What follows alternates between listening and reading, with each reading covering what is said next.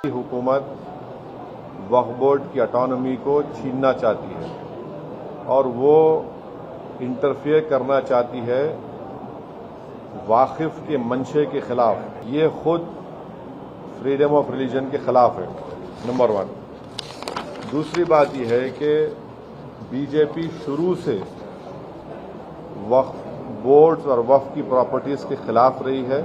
यहां पर मोदी हुकूमत डिस्प्यूट क्रिएट करेगी, उसका सर्वे कराएंगे। ऐसे कई मस्जिद दरगाहें हैं हमारे भारत में जहां पर बीजेपी आरएसएस ये क्लेम करती है कि वो दरगाह और मस्जिद नहीं है। तो जो पावर जुडिशरी का है वो एग्जीक्यूटिव छीनना चाह रहा है उसको। मोदी सरकार ये चाह रही है कि पूरे वक्फ बोर्ड की प्रॉपर्टीज को छीन लिया जाए, इनको मुसलमानों से छीन लिया जाए। जब पार्लियामेंट सेशन में है तो सेंट्रल गवर्नमेंट जो है पार्लियामेंट्री सुप्रीमेसी और प्रिविलेजेस के खिलाफ ये काम करते हुए मीडिया को इन्फॉर्म कर रही है और पार्लियामेंट को इन्फॉर्म नहीं कर रही है। पार्लियामेंट जब चल रहा है तो सरकार का काम है कि इमीडिएटली आप पार्लियामेंट को इन्फॉर्म करते, बजाय इसके कि आपने मीडिया को लीक किया।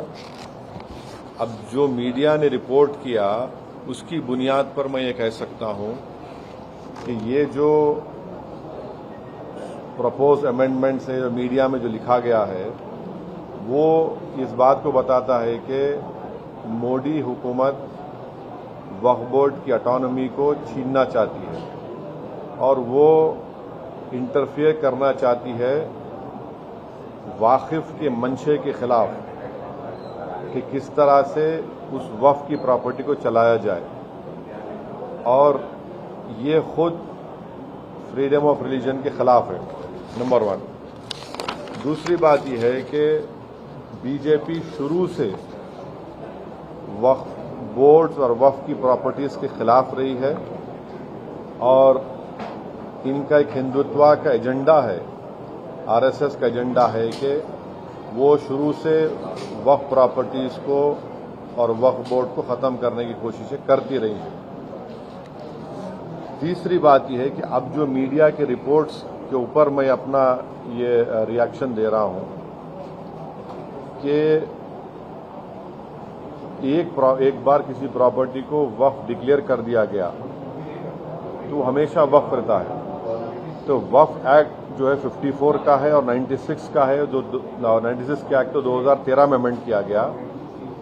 वो सर्वे कमिश्नर को पावर्स देता है और सर्वे कमिश्नर को अपॉइंट कौन करती है? State government. तो सर्वे कमिश्नर वक्फ प्रॉपर्टीज आइडेंटिफाई करता, उसके बाद लिस्ट ऑफ वक्फ प्रिपेयर होती है सर्वे कमिश्नर की तरफ से, और वो सर्वे कमिश्नर जो स्टेट गवर्नमेंट का अपॉइंटी है उसको स्टेट गवर्नमेंट को भिजाता और state government gazette notification issue करती है।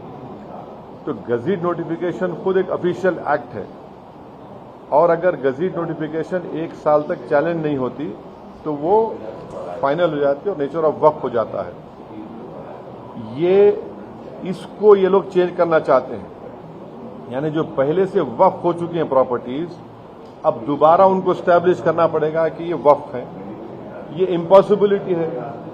दूसरी बात यह है कि गजीट का जो कंक्लूसिव नेचर है उसको आप डाइल्यूट करना चाह रहे हैं। मानिए अब कई लोग वक्फ की प्रॉपर्टीज में एंक्रोचर्स है, इलीगल तरीके से वहां पर है, तो इनको एक मौका मिल जाएगा कि वो वक्फ प्रॉपर्टीज को बोलेंगे कि हमारी प्रॉपर्टी है, प्राइवेट वक्फ की प्रॉपर्टी नहीं है। और कोई भी प्रॉपर्टी में ये झगड़े होते कहीं ना कहीं, तो उसको एक एंक्रोचर्स को एक मौका मिल जाएगा। तीसरा न्यूज रिपोर्ट ये बोलता है कि अमेंडमेंट इन एस्टैब्लिशमेंट और कंपोजिशन ऑफ वक्फ बोर्ड। तो ये एक्ट खुद ये बोलता है कि हर स्टेट में एक वक्फ बोर्ड होना चाहिए और बोर्ड रिस्पांसिबल होगा उसके एडमिनिस्ट्रेशन और मैनेजमेंट ऑफ वक्फ प्रॉपर्टीज के लिए।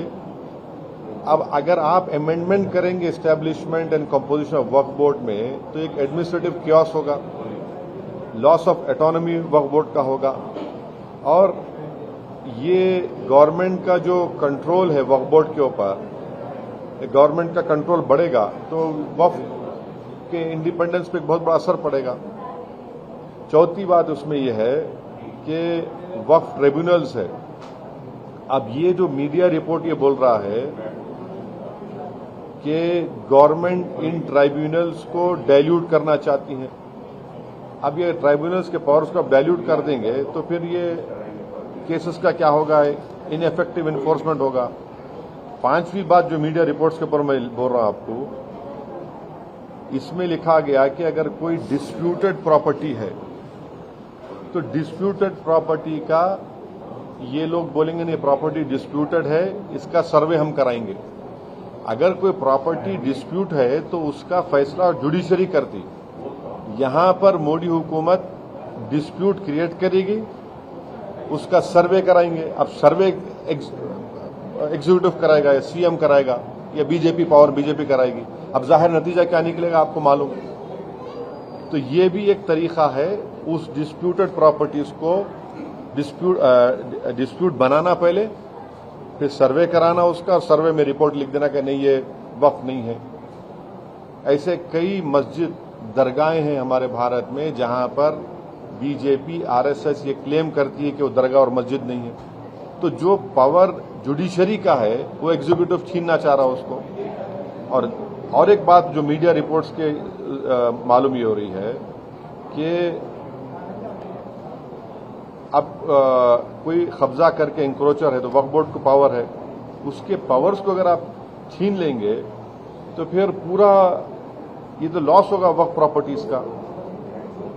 अच्छा, उसमें एक और मीडिया रिपोर्ट में बात आई है, amendment to the process of Waqf board. ये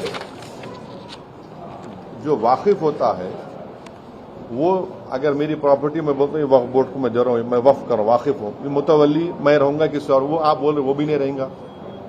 तो बेसिकली ऑल इन ऑल ये जो है ये पूरे इस तरह का, अगर ये मीडिया रिपोर्ट सही है तो मोदी सरकार ये चाह रही है कि पूरे वक्फ बोर्ड की प्रॉपर्टीज को छीन लिया जाए, इनको मुसलमानों से छीन लिया जाए।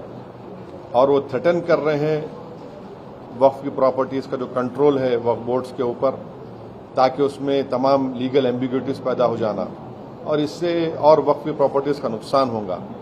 तो अब ये कंप्लीट सिस्टम को जब ये लोग अगर मीडिया रिपोर्ट्स सही है चेंज करना चाह रहे हैं, उसमें कुछ ये करना चाहे तो कोई भी आगे बढ़कर प्रॉपर्टीज को वक्फ नहीं करेगा। और आप देखेंगे कि कई मुसलमानों के मस्जिदें हैं, दरगाहें हैं जहां पर हिंदुत्व की ऑर्गेनाइजेशन आरएसएस बोलती कि नहीं है वो। तो ये अमेंडमेंट्स आने का मकसद एक ही है कि एक तो वक्फ प्रॉपर्टीज को छीन लिया जाए, दूसरा फ्रीडम ऑफ रिलीजन के खिलाफ काम कर रहे हैं, और डिस्प्यूट अगर है तो जुडिशरी डिसाइड करेगा, एग्जीक्यूटिव कैसा करेगा। तो ये चीजें हैं जिसका हम अपोज करते हैं इसको। श्रेष्ठ उत्तराखंड पर खबरों से जुड़े रहने के लिए चैनल को सब्सक्राइब और लाइक करें, बेल आइकन दबाएं और देखते रहें श्रेष्ठ उत्तराखंड।